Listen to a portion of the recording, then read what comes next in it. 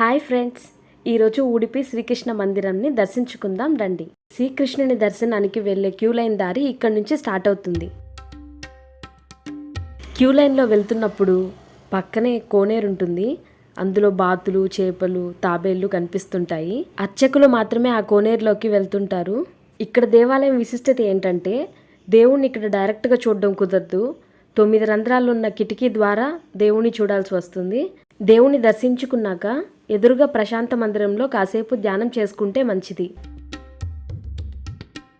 దేవునికి నైవేద్యం పెట్టాక ఇక్కడ భక్తులకు ప్రసాదంగా అన్నప్రసాదం పెడతారు. అన్నప్రసాదంలో పనసకాయ, వంకాయ సాంబార్, రసం పెట్టారు. ఫస్ట్ వినడానికి పనసకాయతో సాంబార్ ఏంటనుకున్నాం, కానీ చాలా బాగుంది. ఆలయ ప్రాంగణంలోనే గోశాల ఉంటుంది, అది కూడా దర్శించండి.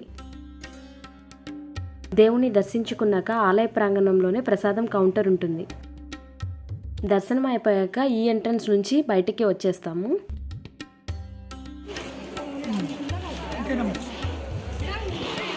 మమ్మల్ని కాళ్ళు కాలిపోతున్నాయి. అయ్యో పరిగెత్తాలి రా బాబు.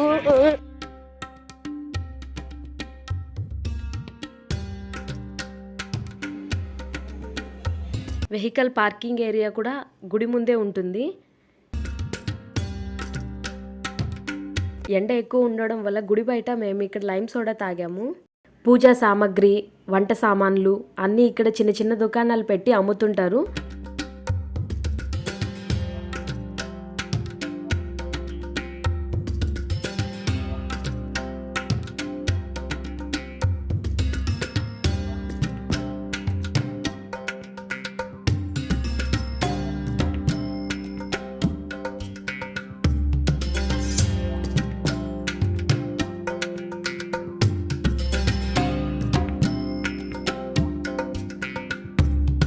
మీకు కానీ ఈ వీడియో నచ్చితే ఈ వీడియోని లైక్ చేసి, షేర్ చేసి ఛానల్ని సబ్స్క్రైబ్ చేసుకోండి. మీ అమూల్యమైన సలహాలను కమెంట్ల ద్వారా తెలియజేయండి.